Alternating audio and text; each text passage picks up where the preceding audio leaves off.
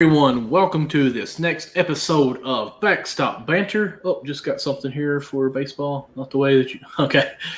Uh, all right. Hey, guess what? Garrett. Thank you, Garrett, for joining me. I just got the text back.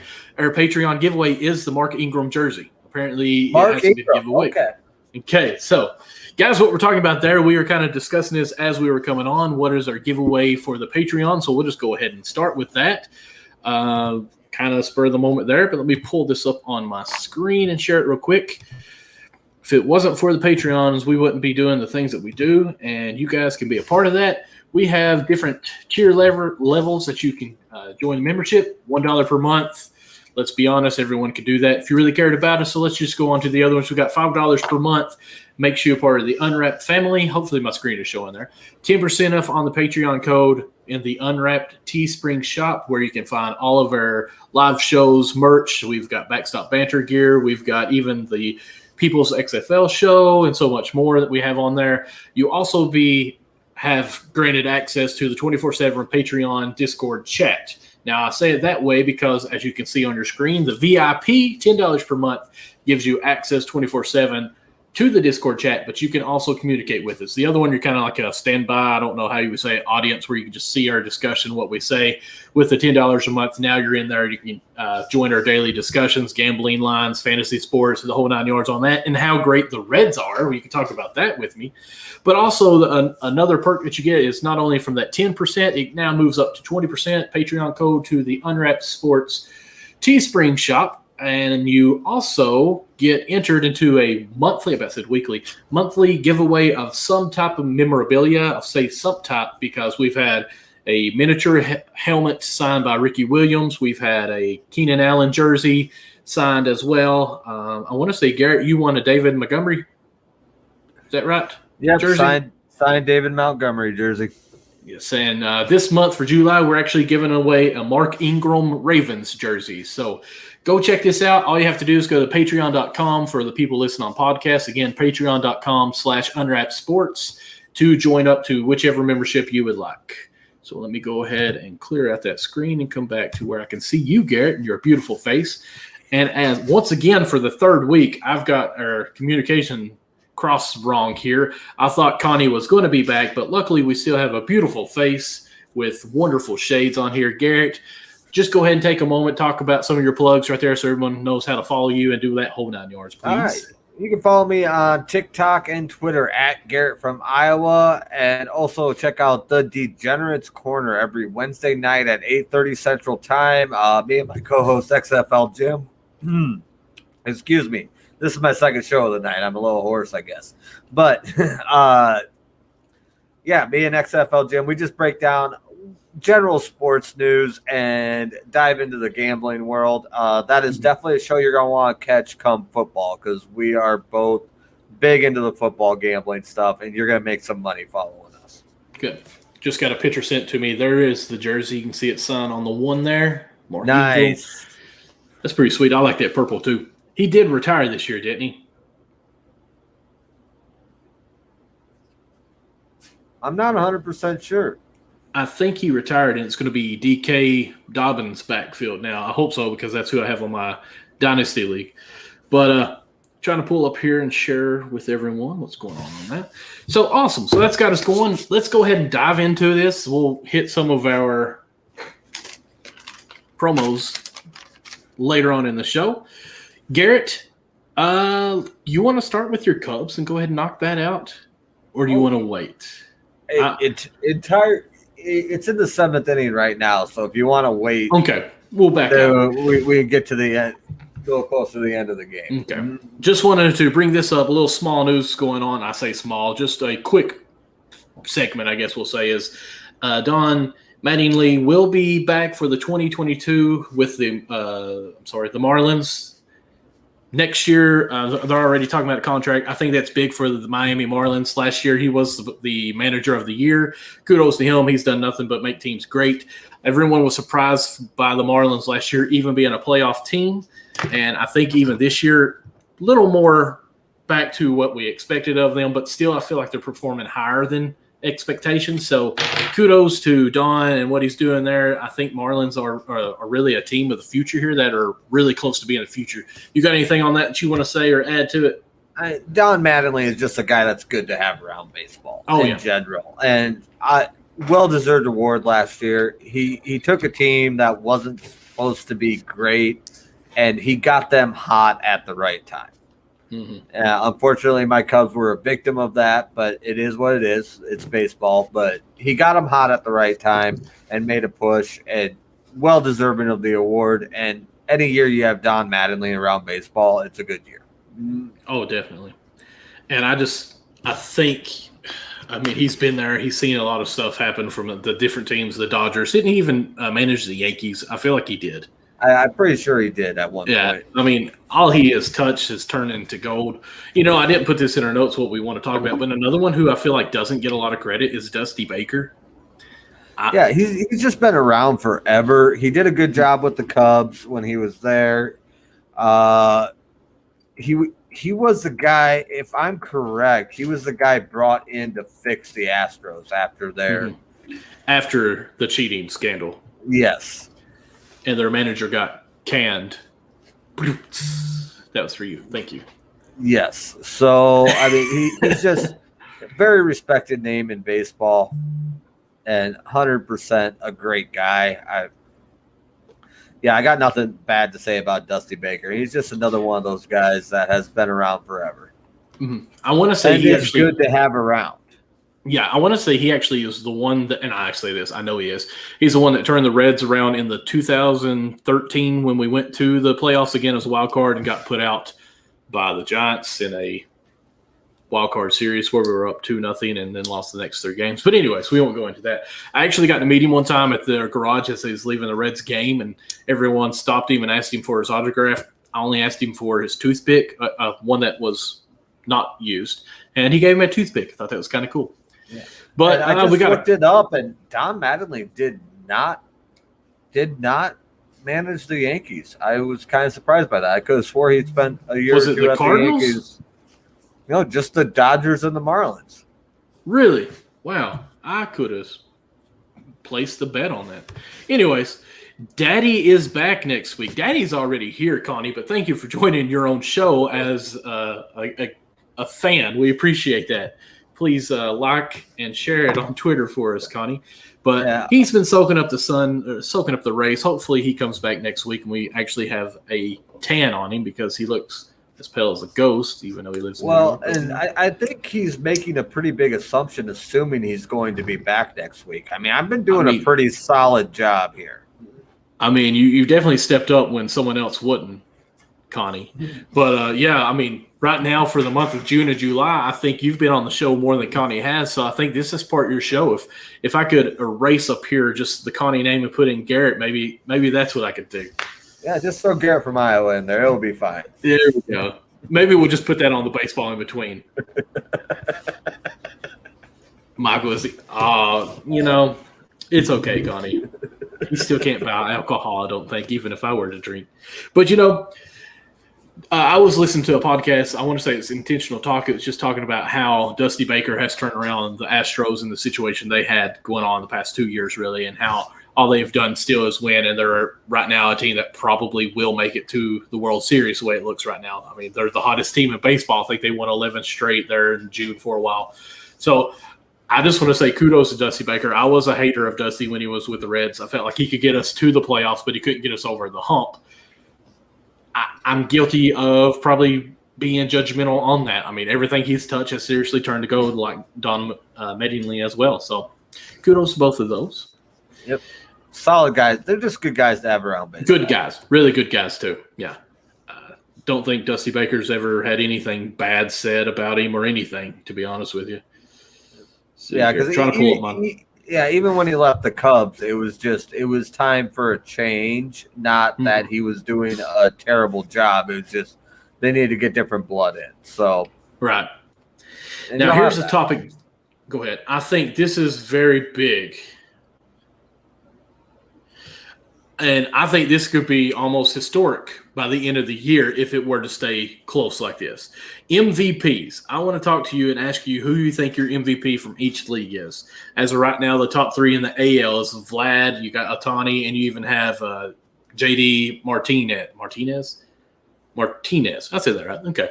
As basically the top three candidates in the AL. Who you think right now is the winner if it were to end today, and do you think they can carry on as we go on through the year? I just want to emphasize if it were to end today, because I mean that's what you got to look at, because players go through slumps and things happen. But if it were to end today, I think it's Ohtani hands down. Okay. I think it's his award to lose. I mean, he's pitching, he's hitting, he's leading the majors in home runs. He's the first player to ever go to the All-Star game as a hitter and a pitcher. It's his award to lose. And I hate that because Vlad is my candidate I had preseason to win this AL MVP award, and he's having a great season. Like, he's superb of a season this year, but it's getting overshadowed by what Ohtani is doing.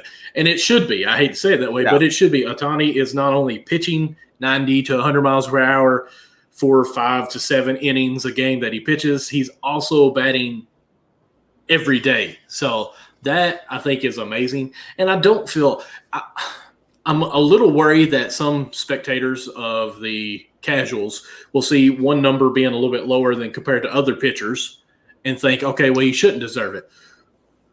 But let's say he's fourth in some type of pitching rankings, but he's also first in home runs. Like, you have to take both of these categories to rank him, and I think that could end up hurting him in this race at the same time by the casuals. If you're a top 10 pitcher and a top 10 batter, you're MVP. Like, I mean, it's hard not to be. I mean, and I think even with the casuals, that's going to hit. I understand your point, but I mean, if he was like a top 20, if he was like the 18th best pitcher and the 8th best batter, it's an entirely different conversation. But I mean, he's in the top 10 for pitching, I would say, in the American League. He's holding it down. He did get chased, but playing the Yankees the other day, I think it was, but that happens to every pitcher. You aren't going to be on every single game. But overall, I think he's holding down a top 10 spot in both pitching and hitting for the American League, and that's MVP. I mean, and shout out to Vlad. He's having a great season as well. But you can't touch a legitimate two-way player that's sitting in the top 10 on both sides of the scorecard. Now let's switch over to the NL. You've got Acuna, Matata, Tatis, and DeGrom, the top three right now as your NL MVP. I really like the way Acuna has been playing. Tatis is just the electrifying that he brings to every game, defense and offense. But then you have DeGrom, who is still under 1 in an ERA for the season. Who you got winning this one today? DeGrom. It's like I understand why you asked the question because we're coming up to the All-Star break, but I think right now it is just so obviously DeGrom and Ohtani that I don't even see how you can make a case for anybody else. I mean, maybe if Tatis hadn't been hurt a couple times and was ahead of Ohtani in home runs and everything, maybe, but he's had a couple injuries this year. I mean, I'm not trying to throw shade at the guy because it happens to everybody, but when you're talking about the MVP race, that's going to factor in. And same thing with Acuna. I mean, yeah, he's having a solid year, but I mean, DeGrom's untouchable. I mean, is his ERA even up to 0.7 yet? Yeah, I want to say it jumped to 0.9 because his last outing against the Yankees, yet again we mentioned, I think he gave up 3 runs, earned runs. Okay. So it went from like 0.69 to 0.9 something, 9.7, I think they said. Yeah, but I mean, he had like a 0.58 through the end of June.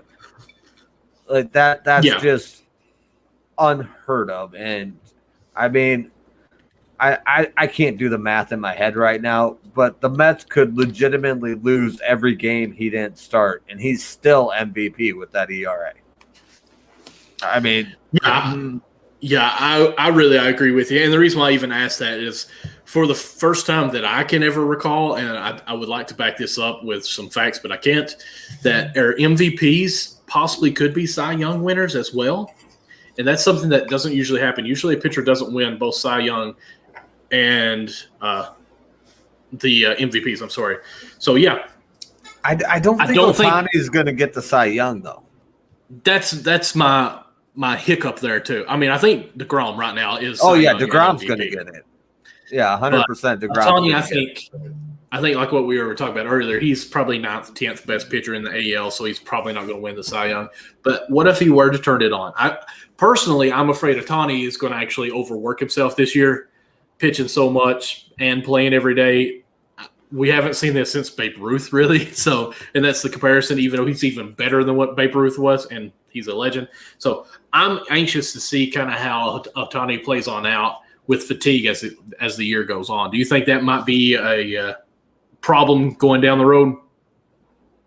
The way it appears so far, I don't think so, but it's a legitimate thing to watch because number one, Babe Ruth didn't play 162 games. Right. So you got that, and it's a 162 game season. There's a reason that Cal Ripken's record is never going to be broken because nobody plays 162 anymore. And part of that is just the level of competition and the quality of athlete has gone up so much. And that's more like, could Ohtani go 162 games playing in Babe Ruth's league? Yes. But, you see it with KB a lot with the Cubs. He gets these minor little things, and it's just enough to throw. He's at like 96% instead of 100%. And it's enough that he goes into a hitting slump because the game is just so elite at this point that even these little dings and whatever will eat you up over the course of 162. Oh, definitely. And I'll apologize right now. Any question you ask me, I'm going to relate it back to Cubs players because that's what I know. I understand, and I'm the same with the Reds, so we understand that. But going with the fatigue, we also have found out now that Jacob deGrom is going to sit out the All-Star game. And even further, I think, let's see here, Altuve and who was the other one? Altuve and who was there? There's one more. There was another Astros guy. Oh, Correa, yes. Yep. They're both going to be sitting out. Do we think that this is a precaution for rest on this, just to get an extra day? And I think for DeGrom, as many times as he's had some mid-inning starts or less of staying on there, because I think he had like a 3-inning start that he had and a couple of 5s where he was hurt and just afraid of getting more hurt with his shoulder, and I think one was his side of something like that. So I understand DeGrom not starting or not pitching or taking part in this, but the other ones, why do you think they're not going to be playing?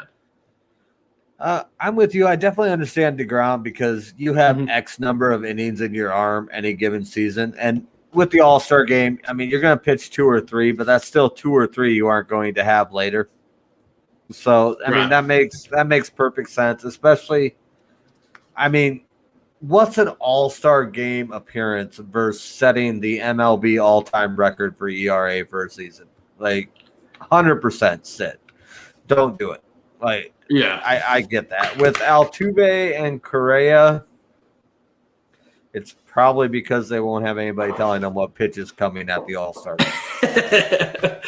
I agree with you on that. I had to say it. It's fine. I made the canned comment earlier, and a trash can, obviously. It's going to be a joke for years to come. The more and more I think about it, the more and more I really hate All-Star games, especially mid-season All-Star games.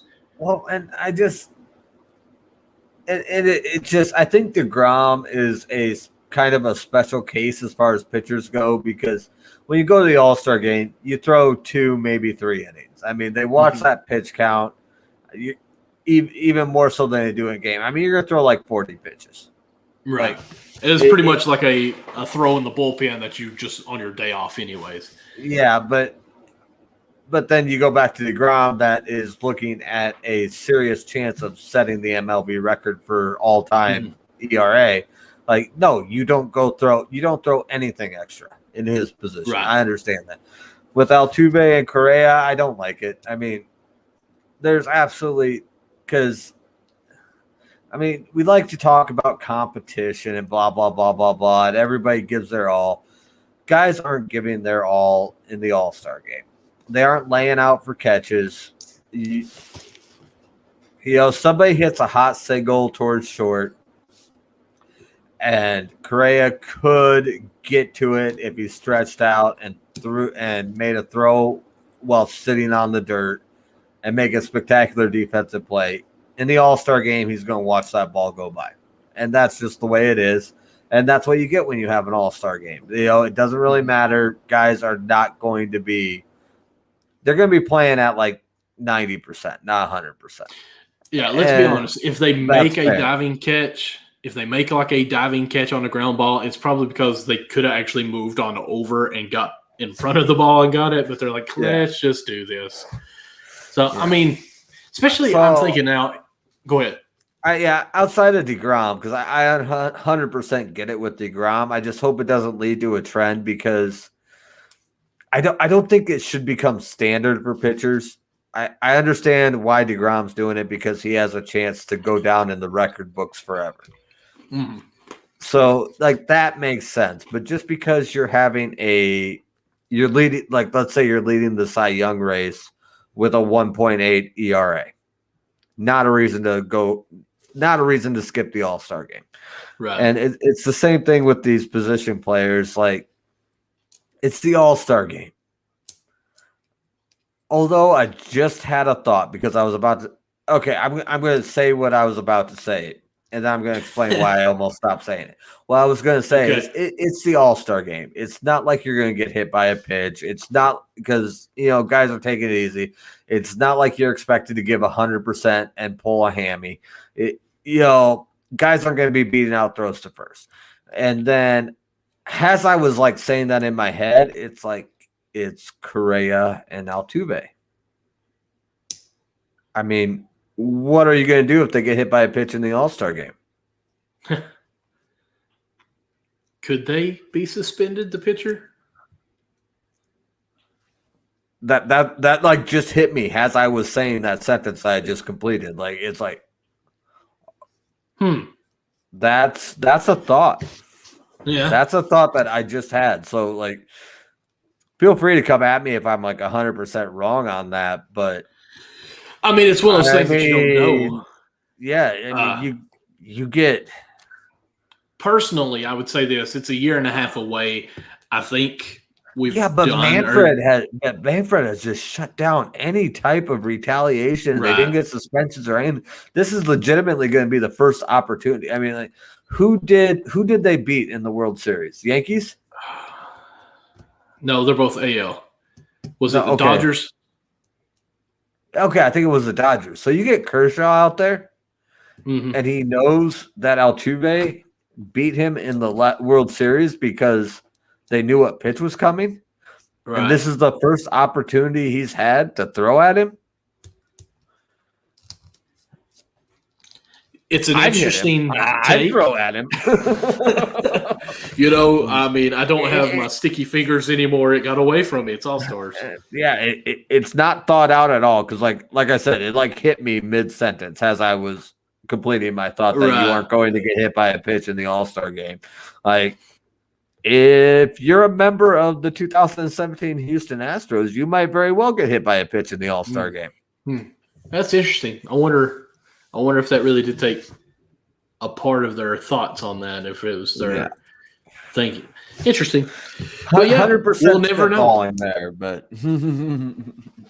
speaking of spitballing, I want to ask you a crazy question, if you don't mind. Do you care? Then that's not the question. I was talking about this at work today, and we were just talking about how it would be weird to lose a hand and still be able to do work. And I work retail, so there's a lot of, things that you do like that. And then we talked about, well, would it be weird to lose one foot in an accident compared to one hand? So I'm going to ask you this. Which one would you rather happen? Obviously, neither one of them. To not have 2 hands or not to have 2 feet? This is way off the record here, by the way. Just across the air. Without going like too deep into it, I think I'd probably go foot. That's what I said. If I had to pick between losing a hand and losing a foot, I would probably go foot because I'm taking both.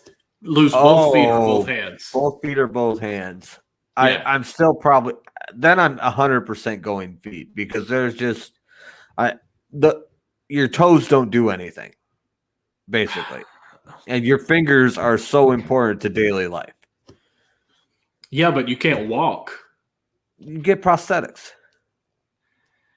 Well, I mean, we weren't going into prosthetics, but okay, we can do that because like realistically, if you lose your feet, I mean, you aren't going to be able to run, and you aren't going to be as mobile as you were before, but you're still going to be able to get around.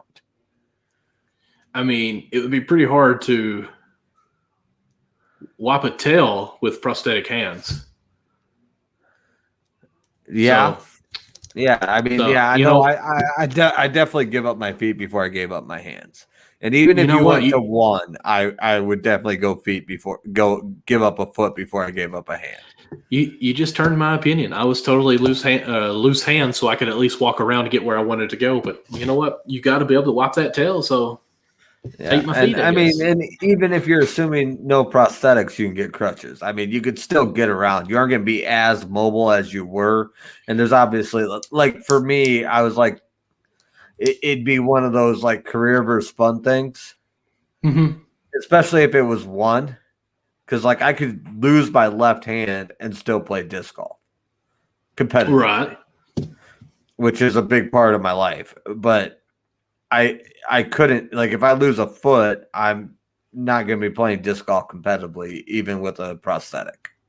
Listen, I want you to get a GoPro and actually film one of your disc tournaments, I guess. Is that what you call it? Yeah, tournaments. Just like golf. They're golf tournaments. You just throw frisbees and says hit a ball with a stick. I want to watch it. I absolutely love seeing it on TikTok. You need to have your TikTok going with that. Okay, I'll start it up again. This is like the first positive feedback I've heard on it, so I'll fire it up again. Oh, did you used to have it?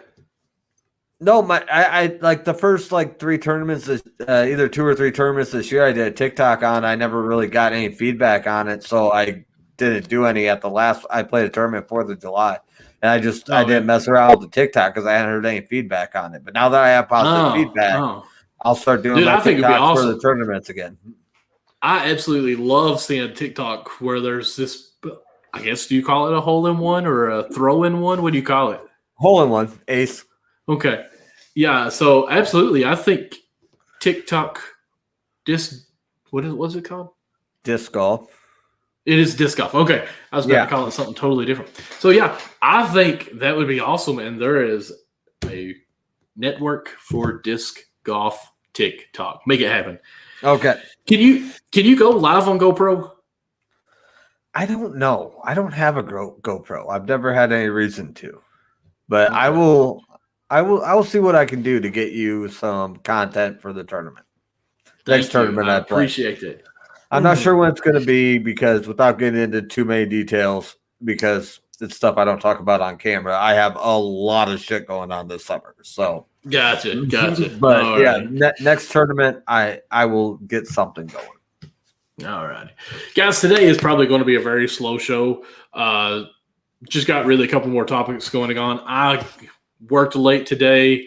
Didn't really have much where I could dive into something here. And Garrett actually didn't even know Connie was not going to be on here until about 12 o'clock today. And Garrett was so kind to at least hop on here. So we've almost covered all our points, but we'll kind of stick with it and keep it going here. One thing that I think we can spend a lot of time on is this topic here is the Rays ended a sweep against the Indians with a hitless doubleheader that is only 7 innings. So what I want to hear you, and I put this up on our Twitter with the Unwrapped Sports Baseball, is a 7-inning baseball game, because that's a rule now, hitless. Is it considered a no-hitter or is it just a hitless game, Garrett? What do you think on this? Hunter, I would say 100% it's a no-hitter. It's not Okay. It's not the player's fault that the game is 7 innings. Mhm. And especially if a pitcher goes 7 innings and doesn't give up a hit, and that's the end of the game, it's a no-hitter. Put it in the books. It counts. It should count as a no-hitter. Just because Rob Manfred is a You're welcome, Michael. I stopped myself. Thank you. I remember what show I was on just in time. Just because Rob Manfred is an idiot and decided to maintain these 7-inning doubleheaders does not mean that a pitcher should not get credit for pitching a no-hitter. Is it as impressive as a 9-inning no-hitter? No, it's not. But that's not the pitcher's fault. I mean, if Alec Mills, just picking a random guy on the Cubs, goes out there on a doubleheader and pitches 7 innings and doesn't give up a hit, I think he gets credit for a no-hitter because he didn't choose how long the game was. He didn't get pulled after 7. He pitched the game that was in front of him, and he gave up 0 hits. Give him credit for a no-hitter. Well, see, Madison Bumgarner actually did pitch a 7-inning scoreless game or hitless game.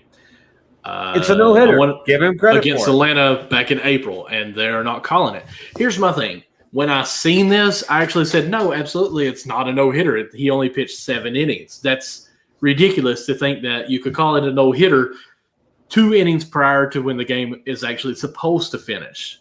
That's where I stood. That's not the pitcher's fault. I agree. The more and more as I thought about it and the more that it serenaded, I started thinking like these new rules that are records that are being broken because home runs are so many more, but we're playing so many more games than what they used to.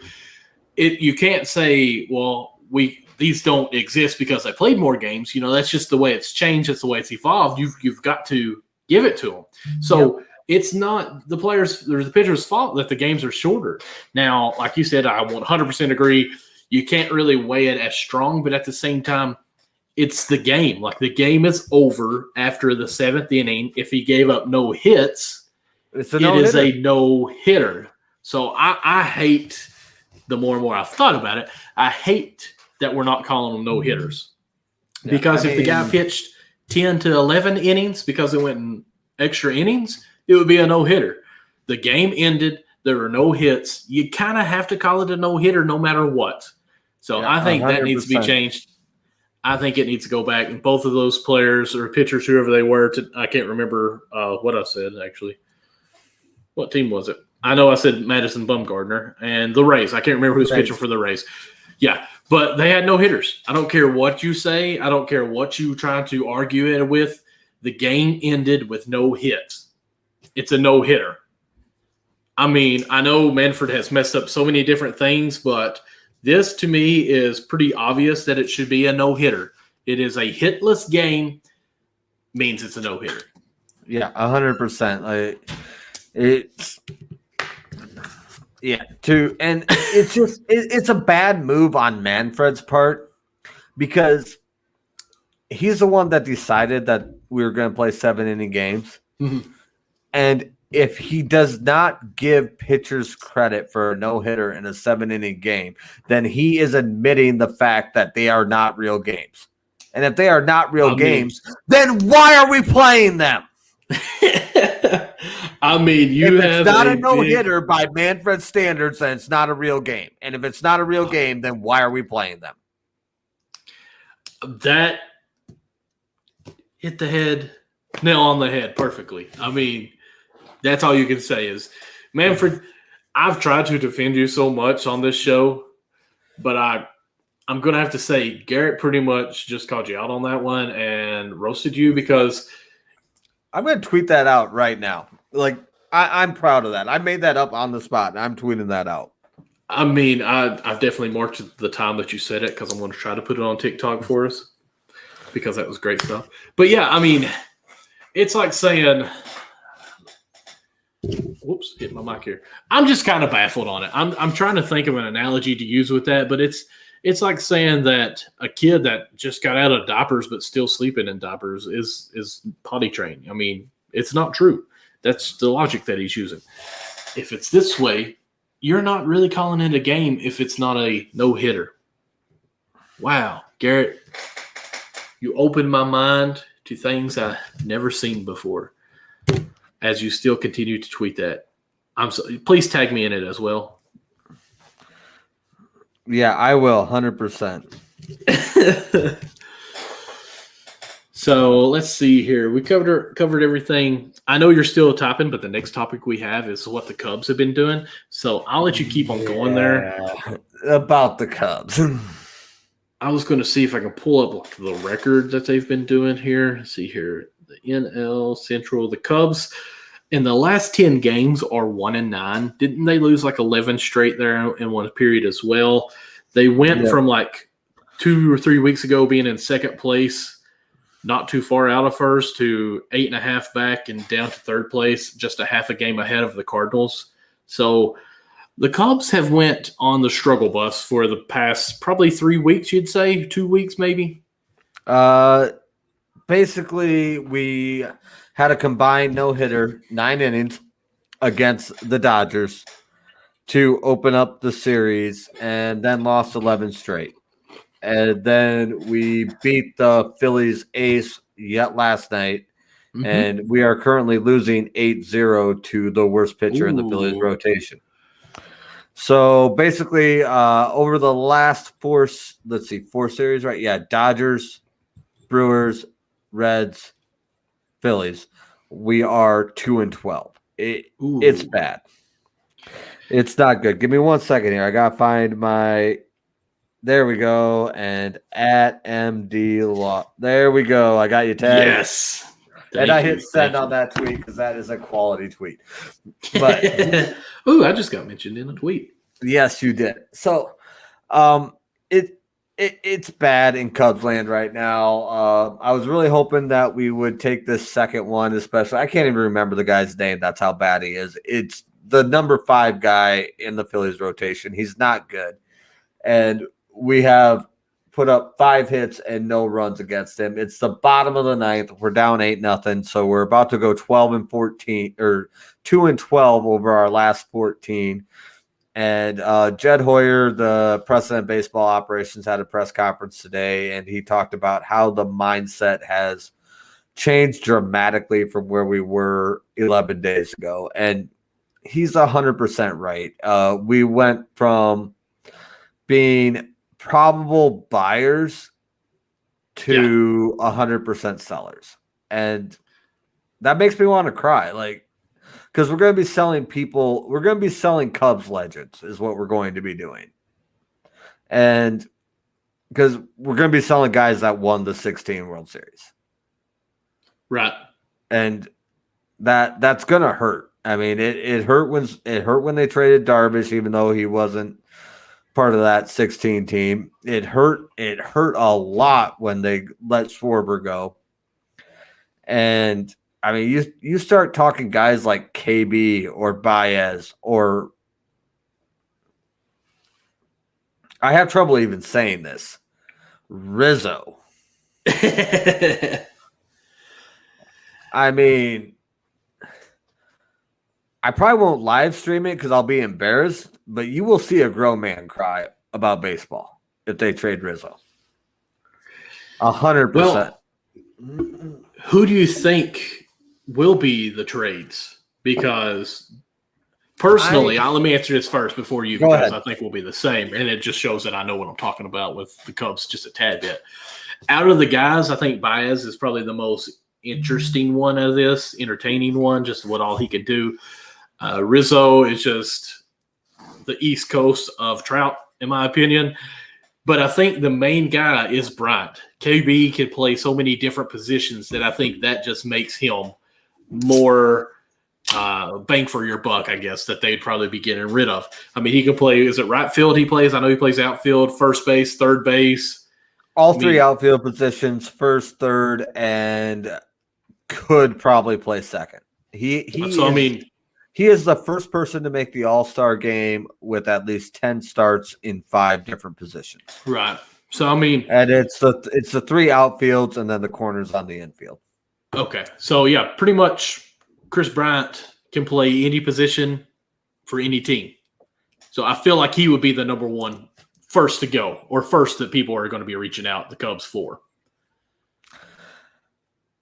How do you feel about Baez being traded? To me, if I'm trying to go for the future, I feel like Baez is probably more of the future player. That's just how I feel on it. I feel like Bryant, who's the youngest? I feel like Baez is the youngest one. Baez is the youngest, but not by a lot. Okay. I think a year, maybe 2 younger than Bryant. I guess Bryant feels like he's been in the league forever. But let me double check, because that is an angle that I have, like, and I'm deep in Cubs Twitter. I listen to 2 Cubs podcasts a day. Okay. I just feel like Baez is let's see. Oh, I guess I can't type KB because that is not Chris Bryant that came up. Okay, Chris Bryant is 29 and Baez is 28. So there's only a year between them. Wow. So, personally, from Chris Bryant's down year last year, I feel like Baez would be the player that I'd want to stick with as a Cubs fan, because I'm going to be afraid that Bryant may go back to what he did last year. So I would want to sell him as he's high now. That's me. And I have similar opinions to you, but for different reasons. Okay.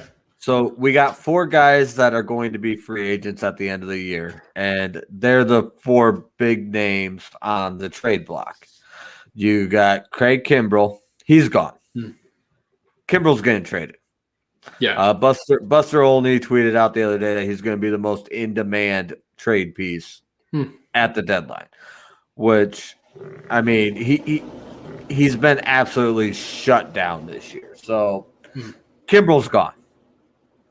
Then the other 3 are Bryant, Rizzo, and Baez. Okay, they all are free agents at the end of this year? They're all going to be free agents at the end of the year. And you look at trading, and you can't trade Rizzo. As a Cubs fan, I don't really care. He could bat 120 this year, and you can't trade Rizzo. You keep Rizzo in a Cubs uniform for life. That guy is the captain, and apologies to your Cincinnati Reds team, but he has been the captain since 2015 when he threw down his hat and glove and attempted to fight the entire Cincinnati dugout by himself. I don't remember this at all. I don't remember. Different story. I don't remember exactly what happened, but there was some chirping at the end of Rizzo's at-bat, which was the 3rd out of the inning, and he went over to first, and there was some chirping going on out of the dugout, which it happens. It's baseball. I don't really – I had to flip you a little bit of shit on the Reds thing, but really it's just baseball. But, yeah, they were chirping him from the dugout because they were on the first base side. And as he went to first base, he turned around and yelled, "What?" at the dugout. And apparently whoever said something repeated it. And he threw his hat and his glove at the ground and went after the dugout with no backup. I mean, he got back up rather quickly, and nobody actually got punched. But just that's the moment that Rizzo became the captain. And if you got to keep Rizzo. He's the heart and soul of this team, and any type of retool or rebuild or I can't remember what Hoyer called it in his conference, but it was a different word than those 2. But any type of that needs to be Rizzo has to be a part of it. He's the captain. Keep him around. Just put a contract in front of him and say, this is the contract that will make you a Cub for the rest of your career. Mm-hmm. Fill in a number for how much money you want a year. Just put a number in there. We'll make things happen. And so that leaves you Bryant and Baez. And Baez has not been having a great year. He's striking out at 38%. On the other hand, he's on track for 50 home runs and 100 RBIs. which is very respectable. But you also have the 38% strikeout clip. He is very streaky. And part of, I think, the problem this year has been the Cubs' injury problems. Mm-hmm. There was a time 3 weeks ago where I thought Baez needed like a series off just to get his head right, and they couldn't give it to him because they didn't have anybody else to put on the. They literally did not have another body to put on the field, let alone like putting somebody else on the field to compete. They did not have another body to put on the field, let alone somebody good. So I think that contributed a little bit to his numbers this year. But I don't think his trade value is high enough right now to trade him. I don't think you're going to get the return for him. I think if you're looking at selling, you have to be looking at return for 2022 because this team does not need a rebuild. I'm not saying keep everyone by any means because some things need to be changed. This team needs to be better. We need to get some starting pitching. And making trades is the first step on that point. But you also have to look at what you're going to get. Because with Baez, Bryant, and even Rizzo, heaven forbid, because I will cry. Even Rizzo, you get a comp pick back in the draft. Mm-hmm. And it's really hard to argue that you're going to get something better than that comp pick for Baez if you trade him now, because his value is just not that high. I don't think you get enough return to make it worth trading Baez. And it's pretty much the same thing with Rizzo, which you can tell he's getting a little frustrated with. It's during the 11-game losing streak. He's trying hard. He's trying too hard and not letting the game come to him.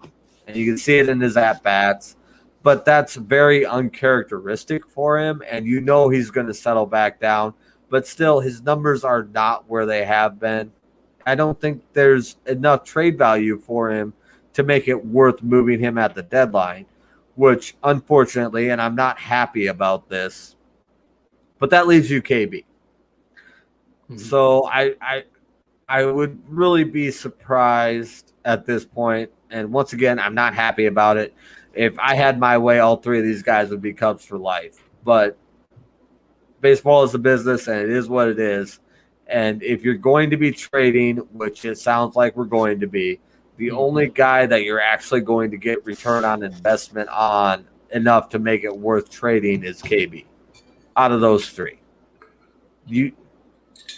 Because you got to get guys that are going to be able to play next year. If you trade Baez, you're going to get a couple teenagers again. You're going to get and Rizzo. I feel like if you were to trade Rizzo, it's like the 90s trading away Sammy Sosa. Yeah, I mean, you can't for sentimental reasons, I guess is how you would describe it, if nothing else. It would be us trading away Joey Votto. Yeah, you can't do it. That guy's the heart and soul of the team. But take that away, and even if you were going to try to, I mean, you'd have to send him to an AL team where, and most likely an AL team where he could play DH as opposed to first base, be an everyday first baseman, because he does have back issues, especially early in the year when it's still cold. But you can't trade Riz. You can't. That's not allowed. So I refuse to even entertain that discussion, and that leaves you Baez and Bryant. And I don't think you get enough return on Baez to make it worth trading him. You let him ride out the rest of the year, see what he does, and if you have to let him walk in free agency, that's the other thing I want to make clear. I'm not saying you extend Baez at this point. I'm just saying it's not worth trading him. You aren't going to get enough return to make it worth trading him. So you let him play out the rest of the year. He figures his stuff out, gets hot, Cubs make a push, which I still think they can. Even if they trade KB and Kimbrel, I think they have potential to make a push for winning this division. Because the division's not good. No, it's not. But we're better than the East. Yeah. We are. We're not the worst division in baseball, but I mean, the Cubs are, after tonight, 2 games behind 500, and 3 games above 500 could very well win this division. Yeah, so I feel like the only way any team in this division is going to go to the playoffs is by winning the division. I don't think any team will be a wild card in it. No, I 100% agree with that. I don't think there's going to be a wild card out of the Central. It's going to be the division winner, and then wild card's going to come out of the West, most likely. West, both of them. Yeah, but either which way, I mean, even trading, the Cubs could still hang another division pennant. So I think with Javi, you unless somebody comes up and is willing to give you like 3 guys that are going to be ready for the show next year, which I don't think is realistic. I don't think anybody's going to give us that for him. But I think that's what it would take to move Baez. And have you thought about landing spots? I mean, well, that's the other thing. Who's going to take Baez? Right. I mean, because probably one of the most important spot is that position, as far as one that you're going to have set. I mean, unless you're the Reds. Up until this year, you could argue for his defense, but I mean, and I think he'll come out of it. I have faith that he's going to come out of it, but he has more errors this year than he had from 2015 to 2018. Oh, wow. And granted, it's like 6. So, I mean, it's not a huge number, but right. Still, he has had he's had more errors this year than any other year in his career, which I think what could be his problem? Funk. I think it's just a funk. Really? But it could be his problem that he hasn't went to rxhemp.com and used their promo code rxhemp/USN to work out some of the muscle pains that he's got going on. Yes. So some of our listeners, if for some reason that you're having the Baez effect and not performing up to standards, and I'm not talking about the bedroom, so watch that right there. Go to rxhemp.com and use promo code rxhemp/USN to get 10% off all your purchase on the website. That's pretty good old plug there. 100%. Yeah, great stuff. I love that. And rxhemp-USN will give you 10% off your order every time you order. It's not a one-time code. Yeah. So... But, yeah, so I think with Baez, he's going to come out of it. And I think with the Cubs, with the value that he has right now as far as a trade piece, you let him ride out the season. And if he fixes it, awesome. Give him an extension. If he doesn't, you let him walk in free agency. You take the comp pick. And KB and Kimbrel, you're going to get MLB-ready players. You're going to get prospects that are in AAA and on the edge of being called up. For Kimbrel, you're probably going to be able to get a guy that could be a number 2 or 3 starter. You're going to be able to leverage that because he's going to be high demand because Kimbrel comes out and gives you 3 outs and no runs. Like 98% of the time he walks out to the mound, it's 3 outs, no runs.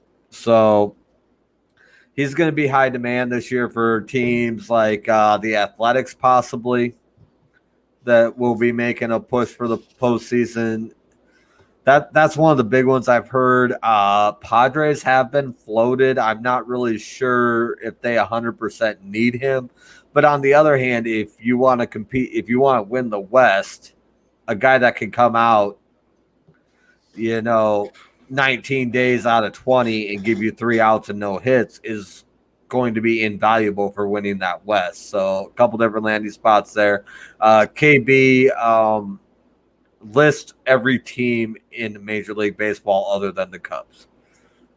Like any team that, and we talked about this last week, how close the division races are. Any team could benefit from having KB. It's just going to be a matter of who's willing to give up the haul for him because he's worth a haul. Mm-hmm. But if you're looking at selling and doing your retool or retool, rebuild, rebrand, whatever the hell you want to call it, that's a guy that you're going to be able to move and get some return for to where you can compete again in 2022. Because there's no reason that this team should not be a favorite for the division in 2022. and a possible World Series contender. So you have to make, and that's why I'm against trading Javi, because I don't think you're going to be able to trade him for anybody that's going to make you better in 2022. So that's, and the other name that a lot of people aren't talking about that I haven't heard outside of Cubs is Andrew Chafin. Okay. He has been a setup guy for Kimbrel, and he could probably be easily moved into a closer role. He pitches clean innings all the time. A lot of 3 outs, no hits, a ton of 3 outs, no runs. He is a big part of the reason that the Cubs bullpen was number 2 in the National League at the end of June. So that's another guy. I don't want him to, like, I want to make it clear for any Cubs fans that might be watching this. I don't want any of these guys to go. But somebody's going to go. But the reality is somebody's going to go. So we have to look at realistically who's it going to be. And I think KB, Kimbrel, Winkler is a outside possibility depending on what you could get for him because he's been another pretty good bullpen arm. Chafin, I think, is a strong possibility because you're going to get somebody for him because he could – if we didn't have Kimbrel, he'd be our closer. Like, that's legitimately the only reason he's not closing out games for the Cubs is because we have Maybe we Kimbrel. need him because we can't close anything. Yeah, but, I mean, what are you guys going to give us for division rivals? Nothing. But I'm looking at Bleacher Report right here. They've got an article out, first trade for every team, and for every team that's saying what they could trade for what they want. And the Cubs, it says, let the fire sale burn. And it goes on through here, and, of course, it goes Rizzo, Bryant, Javier, Davies, and even Arrieta are all going to be free agents after the season, which will reduce the payroll by $66 million. No, and Arrieta's not going anywhere. He's either going to retire or come back. I mean, or come back. He's on the IL right now. It's frustrating because his pitching still has wicked stuff. He just needs to figure out his control. Mm-hmm. The problem is his pitches, when he lets go of them, nobody knows where they're going. He don't know, the catcher don't know, the ump don't know, the batter don't know. Nobody knows where that pitch is going to end up when he lets go of it. That's his problem. But if he could get a little bit of if he could get his control figured out, he's a 3 or 4 starter. But nobody's going to trade for him. And Davies is a possibility, especially if you're going to redo your starting lineup around Hendricks. And I think even Hendricks is a possibility. He's got a really team-friendly contract. And if you're going to tear it down and start over, I mean, we got young arms. Alzolay's been solid this year. We got a couple guys in the farm system that have potential. So I would be surprised if Javi goes before Davies. Yeah. I'm going to ask you this crazy question. Let's say they do trade your boy Rizzo. Do you think they'd have a chance to re-sign him in the winter? Because he's going to be a free agent. I think that's a KB move. KB? I could see them trying to do that with KB. I don't. Rizzo, and this is something that might not be known much outside of Cubs, but Rizzo was offered a lowball deal at the end of spring training. Mm-hmm. And he told them basically to go do unpleasant things to themselves, and they'd talk again after the season was over. Gotcha. So I think if they follow that up by trading him at the deadline, he's going to be done with the front office. Mm-hmm. With KB, I think you could trade him with the understanding that you were going to offer him a deal in the offseason. I don't think, and I don't know, maybe they could, but I see that much more likely happening with KB as opposed to Rizzo. But you run the risk, you trade these guys, and they get an extension before the season's done. Right. So I don't like that move with Rizzo. With KB, I think you could maybe pull it off, but I don't like playing those games with Rizzo. The guy, he's the. Can I transgress one time, Michael? Go ahead. He's the motherfucking captain. You don't play games with the captain. You don't play games with the captain. You give that man his money and you make him a Cub for life. That's fair enough. Sometimes you just got to be passionate. I understand. We're in an hour of the show. My mom and dad, they're already in bed. And I ain't watching this right now. You're good, Gary. All right. But what I think is even crazy about this is, we're talking about the Cubs right now, breaking everything up. The Reds are in second place. That's my team. So, let's be real. We're in a 8 to 10 game series, I think, right now, after the break coming back with the Brewers. We just lost 3-5. Like always, if it's tied in the 7th, we're going to lose because our relievers suck. But if we're losing, we're actually going to come back and win. That's how it's went.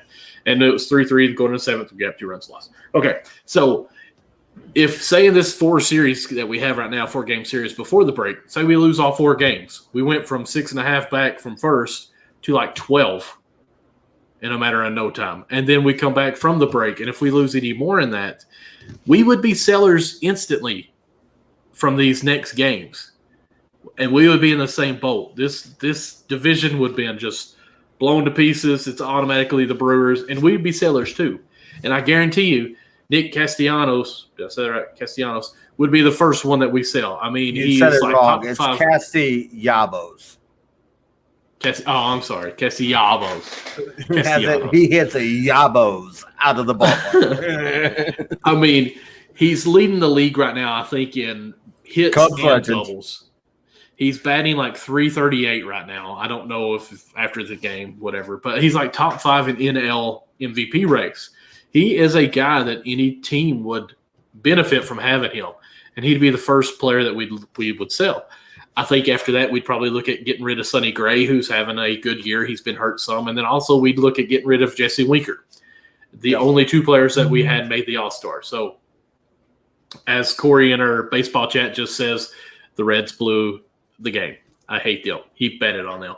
You know what? Every time Corey bets on the Reds, we lose. Every time he doesn't bet on the Reds, we win. So I need to tell him. He has that effect because, like the other, game 2 of the Cubs-Phillies series, the Cubs hopped out to a 2-0 lead, and he's like, "I told you the Cubs were back." I'm like, "You spoke too soon. It's only the second inning," and then we lost the game. So, yeah, he has that effect. But no, I agree with you 100%. I think Castellanos, I love him. I really hope you guys don't sell him. And then me too. I love him. I absolutely love his whole persona, his attitude, his grit to the game and what he does. You aren't going to like the second half of my sentence. What? I really hope that they don't trade him and then he declines the option and enters free agency so the Cubs can sign him in the offseason because they should have signed him when they had the chance. Yeah. But I think if he stays hot – if he stays hot and we keep him, I think we can re-sign him. I really do. Well, and if he stays hot and you guys stay in the race, I don't think you're going to be sellers. But like you said, if it does come around, you're 100% right. Castellanos and Winkler are at the top of the list because I really think for you guys, if you aren't winning the division this year, you're looking at a rebuild. I don't know. I want to say we actually have Castellanos for a couple years in this contract. I think he's here for a couple. He can option out at the end of this year. Okay, but we're still a young team with just Joey Votto, and we've got a couple of good guys coming up. Hunter Green's just made it back up to the AAA, and I think he'll be a great starting pitcher for us next year, if not this year. That's assuming you don't sell. Like I'm saying, if you sell at the deadline, then you're looking at a rebuild. And if we sell, I think we're trading everyone. Yeah, so Castellanos, Winkler, Sonny Gray, they're all gone, and probably if you guys, I don't know. Obviously you probably keep. No, Votto. That's it. We ain't got nobody else. Okay, so That's that high. You probably A queen, keep Votto. Yeah, and you probably maybe trade Garrett, even though he's not having a great year, and the guy's an idiot. If we trade him, we're trading him for cash. Yeah, but so Sorry, you're in a little bit different situation than like. Mm-hmm. I mean, like to compare the Cubs situation to yours. Like if the Reds had the farm system and the other talent around, I would be saying like trade Winkler and keep Castellanos and compete in 2022. But I think if you guys are sellers, you aren't in that position. You're going to be looking at like competing in 2024 or 2025. Mm-hmm. So like we always do. Yeah, you're just everybody's gonna go and you're gonna load up on prospects on the return and look at 2023 at the earliest. You're just gonna write off 2022. Call it a rebuild year, get guys experience, and then look to be competing in 2023 or possibly even 2024. So you guys are in a slightly different, but I also think you guys, you might have to give up like that Hunter Green. I don't know who that is because I'm not familiar with all the prospects, but I want to say he's like number 7 total top prospect. And you're looking at him being a starting pitching prospect, which the Cubs need, and you guys need a closer if you want to compete the rest of the year.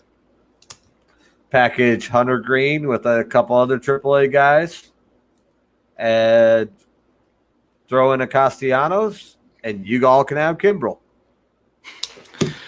Well, I would say you would be happy with that big time. I don't think we do that.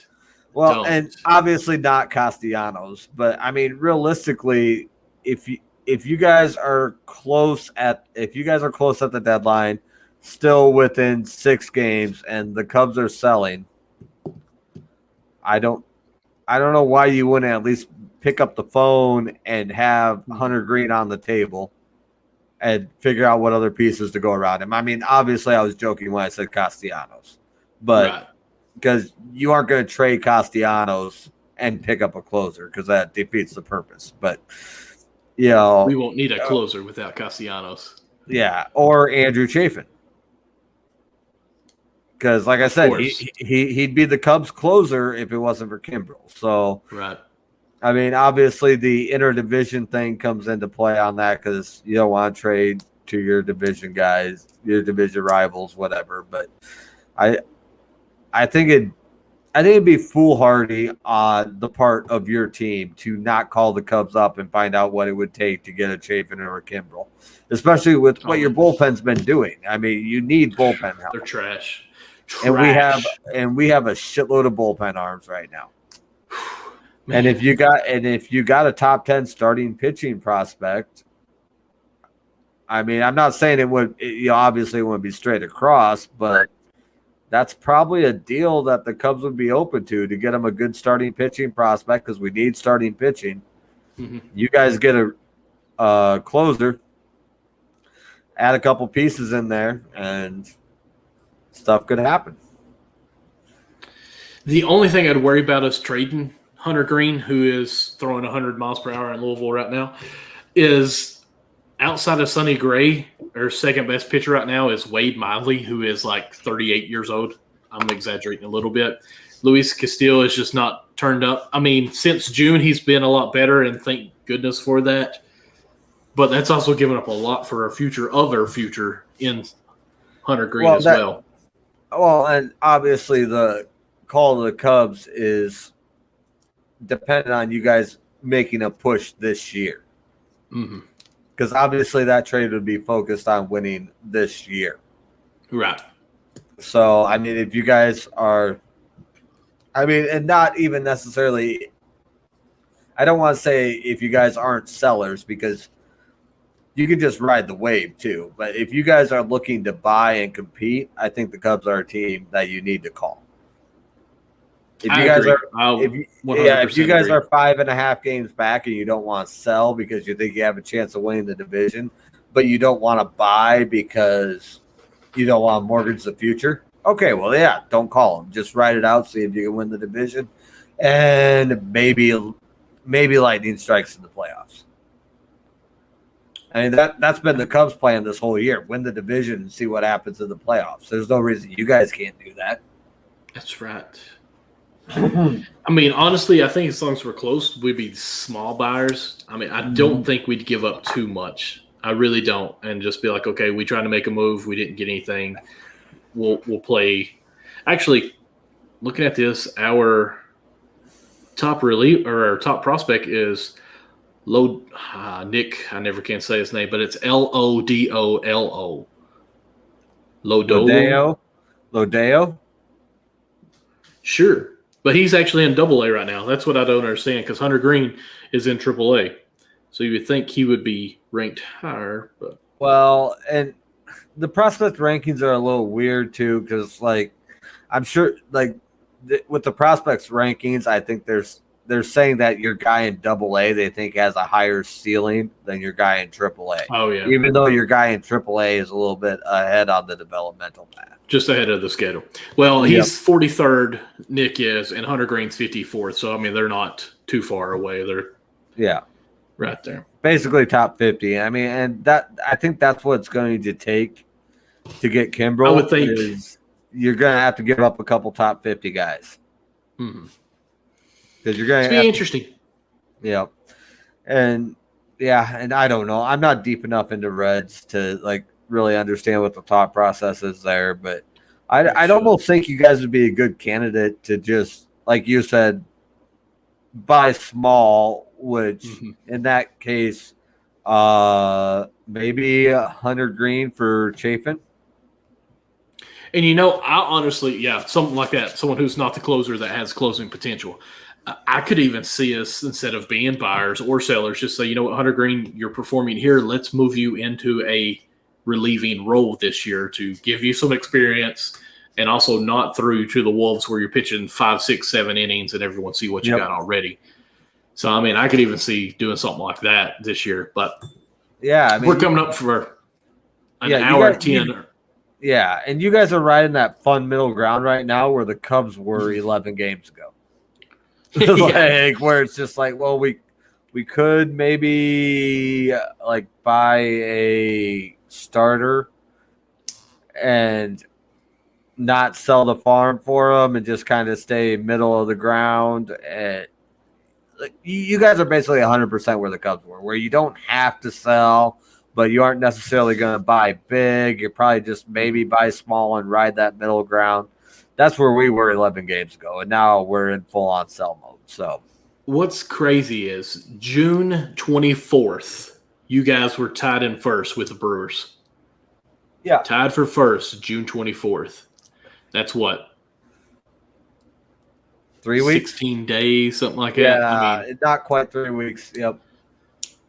That is crazy. And the Reds are in the same boat right here. Over the last 4 series, we've gone 2-12. I mean, it is what it is. You can talk injuries, you can talk whatever you want, but the fact is we're like 12 games back now or whatever the hell it is. I don't even know. I'd have to look at the standings because it's bad, so I haven't been paying attention. I think it's 8.5. How many games back we are. 8.5? That's not so bad. Not really. You could easily, but I still think we're going to sell. But I'm sorry. I also after still today, think you're 9.5. Yeah, but I still think we could win the division. Like, it's not outrageous to say that we could win the division. We got enough offense that we can win the division. I mean, even if we have to give up a KB, and even if we give up Chafin and Kimbrel, we got Winkler. I mean, we got bullpen arms. We can, if we're going to be sellers and we're going to trade to get prospects back, we have enough bullpen arms. It'd probably be closing by committee instead of having a designated closer. But we've still got a healthy bullpen. And we have not just healthy, they're good. So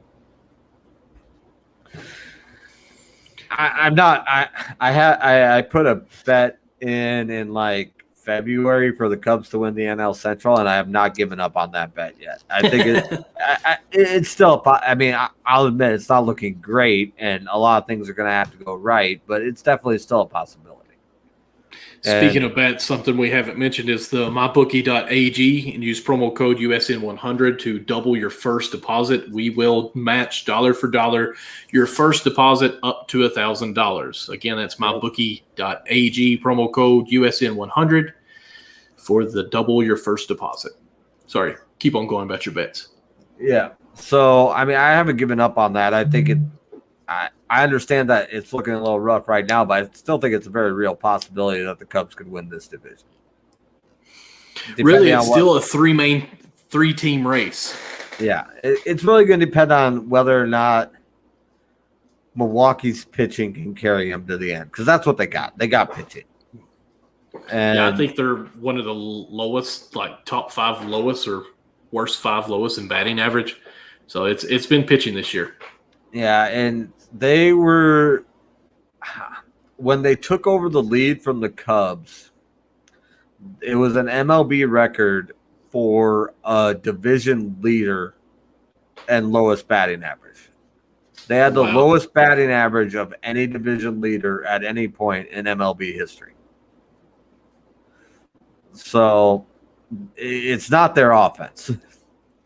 So, and I don't know if the pitching can carry them.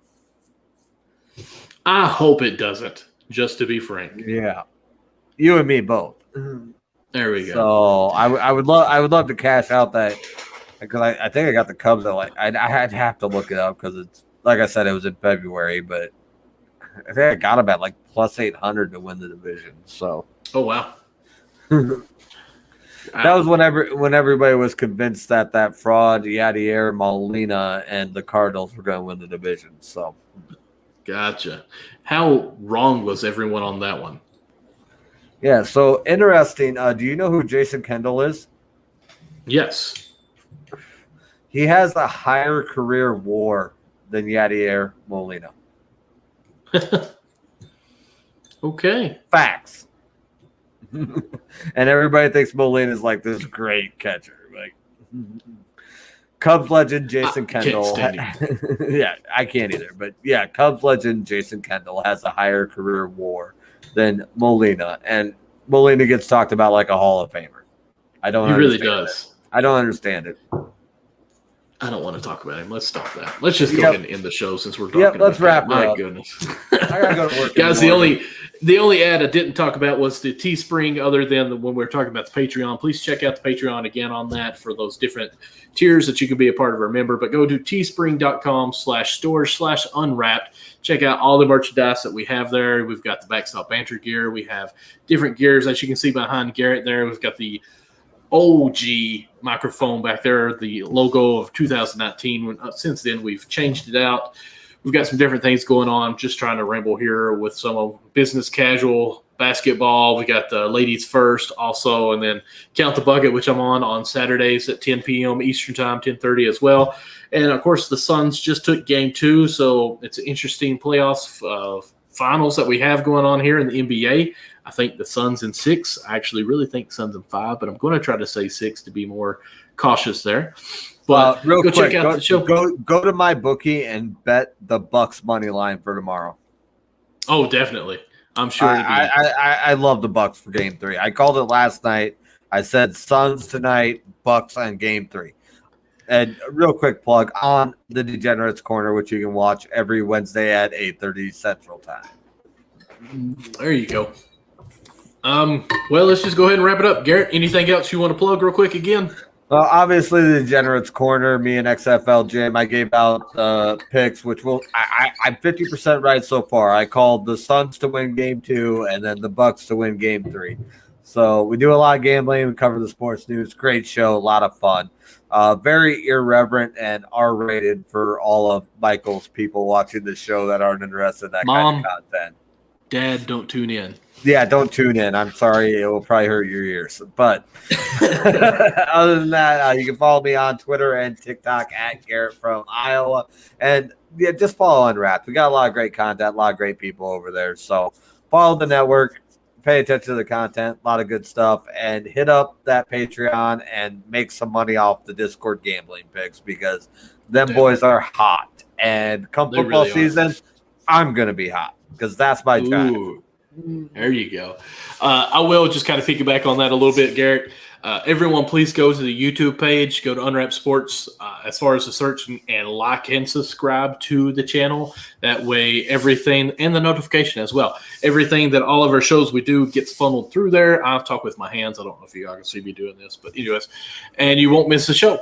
Also, go follow me on Twitter, Instagram, the whole 9 yards, TikTok at MDLawson00, where you can find all the cool stuff there. And again, catch me live not tomorrow, but Saturday with Count the Bucket with my beautiful co-host, Amber, Simply Amber. And we will be bringing you our great knowledge of the NBA Finals and so much more with that at 10:30 p.m. Eastern as well. Garrett, does that sound good? That sounds wonderful. It was, as always, Michael, it was a pleasure. Thank you for having me. I enjoy it every time I come on this show. You are my best co-host on Backstop Banter. Sorry, Connie. Shout out Anthony Conover, former co-host of Backstop Banter. R.I.P. Connie. Have a good one, guys. R.I.P.